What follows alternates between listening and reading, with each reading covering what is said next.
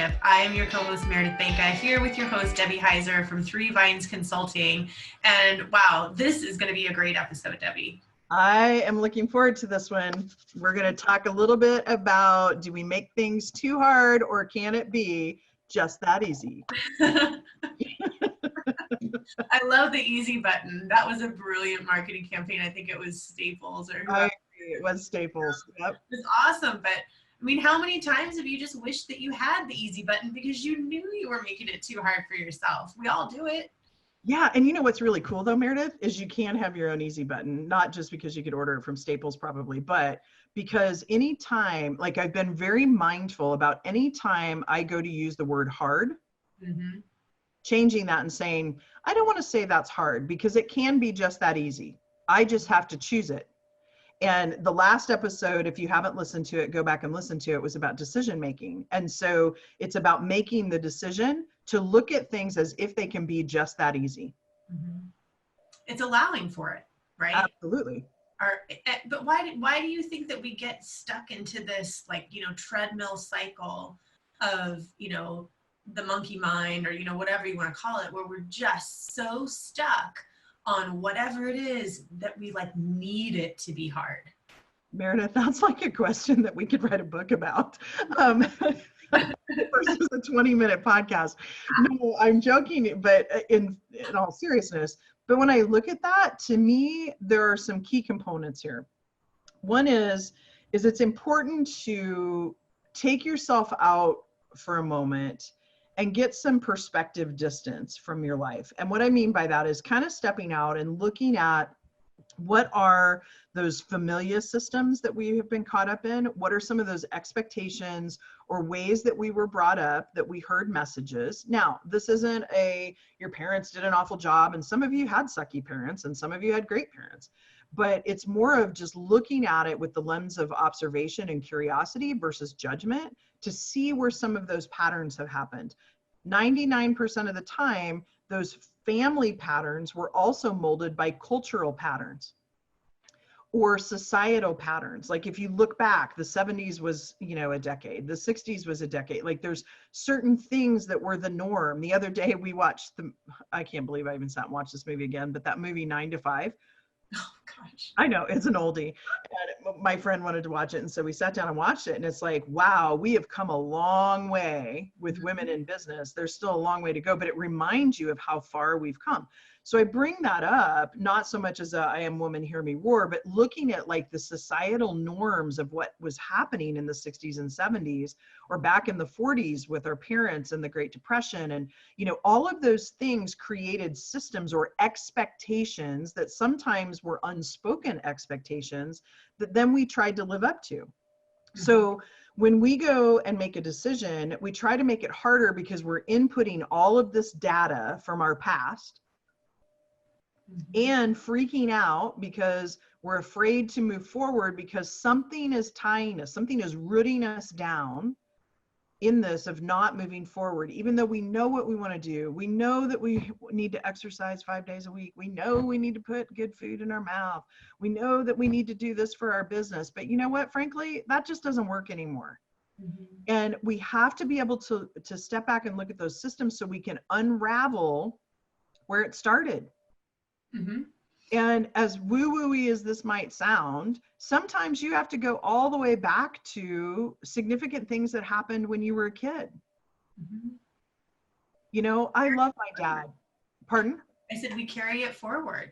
Absolutely. And we have the capability to change the cycle, around communication, to change the cycle around what we deem as successful. And once we understand where it's tied to, it's not about holding on to resentment or shame or guilt. Anywhere you feel shame or guilt, there's something tying you somewhere, and you don't move forward. So it becomes really hard. And it is work. I have an emotional mentor, is what I call her, that I meet with probably once a week and have for the last probably 3 months, where we just kind of talk through some things. And I'm like, I was really scared to step into this, and I'm not quite certain where that fear was, what that was attached to. And she just gives me a different perspective. And so it helps me kind of walk through and figure out, where is that root system? Some of those roots are awesome, Meredith. I bet if I asked you, what are some family traditions that you have? You have things For that sure. your kids will take forward that are very positive. So it's not all negative things. I don't want it to sound that way. Not at all. We have eggs Benedict every Christmas morning, right? Like that's I'm just, coming to your house next Christmas. yeah, come on over. You know, but you're so right. I mean, we allow ourselves to stay stuck, Mhm. right? We are allowing that. And I heard someone share not that long ago that they did not believe in this concept of a middle ground. Mm. They didn't believe that you could be in neutral. You know, you put your car in neutral and it's just there, not moving forward, not moving back. But that they didn't believe that humans could be in neutral. That you were either moving forward, you were either adding to your growth, a situation, a relationship, an environment, community, whatever, or you were taking away from it. Mhm. One or the other. There was no middle ground. And when we think about making things hard through that lens, it sure puts us in a position of responsibility for who we are. And so I'd love to understand when you've got somebody that's coming to you and you just see the pattern, right? Because it is a pattern and they're stuck in it. Mhm. What skills and tools, what encouragement do you give them to just stop making it so hard for themselves? Yeah, Meredith, I use actually I have some tools in my toolbox that I actually use too in a class that I teach at Gonzaga. And a lot of them were created actually by a gentleman out of MIT, Otto Scharmer. And one of them you've actually gone through at one of the workshops that we've had, where it provides you these different perspectives. And so I have that tool that you actually take little things that you have hanging around. We have baggies full of stuff that you sculpt something based on what your current situation is that you have. And you look at it in 4 different perspectives because it takes you out of the situation. I also use some guided meditation because part of it is we're so close to it and it's been such a part of us for so long that we don't even see it. We're like those horses with the blinders on, and we just don't even realize that we're caught in a pattern unless we have people in our lives that lovingly point it out to us. But honestly, I live by the 80-20 rule. 80% of the time, we're not ready to hear it. Well, I was just going to say, you know, that's great if somebody lovingly points it out to you, but if you meet that with defensiveness, or if you're not willing to hear it, it's not going to matter. Yeah, I will tell you one thing that I have found really impactful with people, and it's really simple, is that asking people to look at things through the lens of curiosity and not judgment. Mm-hmm. Because it feels like, and I've been just as guilty of this, that we can beat ourselves up pretty darn easily. But if we stopped beating ourselves up, we could step back and really look at it in that mode of curiosity and say, what's going on here? Mm-hmm. Versus the guilt and the shame. Because that, you know, that's a whole Brene Brown thing, but like that can just eat you up. For sure. And as humans, we jump into that, you know, that guilt place first. Yeah. Yeah. And sometimes we don't even realize we have those limiting beliefs. Mm-hmm. You know, I think I mentioned in an earlier one, you know, hearing my mother say that she blamed her cancer on owning her own business and, you know, some other things. But so in my mind, that's not necessarily what she was saying, but that's how I interpreted it. So in my mind, owning my own business meant that I was going to die.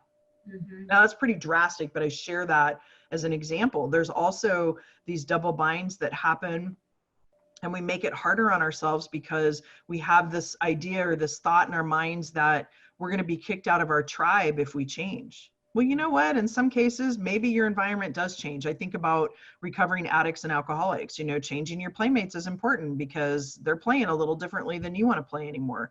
And sometimes that does happen. But when you think about even family stuff, I know my sister and I have had this conversation before where, you know, having extra weight around my middle, I looked like my mother at this age. And I always want to be like my mother. And so I've had this double bind in my head that if I drop this extra 40 pounds that I've been wanting to drop, I'm not going to be like my mother anymore. Mm-hmm. So those uncovering those things can be easy, but you got to put the work in. It's not magic. Mm-hmm. But all of that can be just that easy. I was talking with a good friend of mine the other day, and she's like, how do you know all this stuff? And I'm like, it's taken some time, and it's taken some work, the law of gestation. And I've had to really be open. We've talked about ego before. I've had to be really open and look at it with curiosity, because I'm tired of being in the same place that I've been in. Like, that's the modem that you have to get into, that you're tired of being in that same place. So you want it to be easy, and sometimes you don't know how, and you need help. Mm-hmm. That's why I say, even me as a business coach and a leadership coach, I need a business coach. Mm-hmm. We do. And we need someone to help us see ourselves through the lens that we're not allowing ourselves to see through. And I think that that's where that can come into play. And you've got some great tools that you help people with, some of them that you've mentioned today, to have those breakthrough moments. Mm-hmm. So if people are finding, okay, that's great, Debbie, I did this guided meditation, I can do these different exercises, and I can see that I've made it through one component, but is it like an onion where it just kind of keeps peeling back and there's more there? So how do you help somebody through that? Yeah. Okay. So interestingly enough, we're going to get to the core of the problem right here, because the core of that onion is self-worth. And to me, I'm going to get biblical here for a minute. So those of you who like to call it universe or spirit, just bear with me here for a minute. But it is biblical, and it says, love yourself, love your neighbors as you love yourself. Like, over and over, it talks. And how could you not, if you are connected to source, if you're connected to God, you're connected to spirit, how could you not love yourself? And I don't mean the ego shadow self. I mean, like, if you're standing in love, how could you not love yourself? That is the core. But Meredith, the layers in between that and realizing you're worth it, there are a lot of layers, and there are a few layers. It depends on the person. But it also, I look at my life wheel, or what I call the life pie, and you have different segments in your life. You're the core person that you are, but there are certain segments, like your environment, your relationships, your desire to grow, your career, that we may get held back and have different messages that then layer up around that self-worth, because it protects us. Mm-hmm. And so it's a matter of, and what I find I do with my clients is I help them peel back those layers. And interestingly enough, once you start to peel, it becomes easier and easier and easier to peel back that layer. Mm-hmm. And then it even becomes easy to recognize when you start to squirrel down that I'm not worth it mode. Mm-hmm.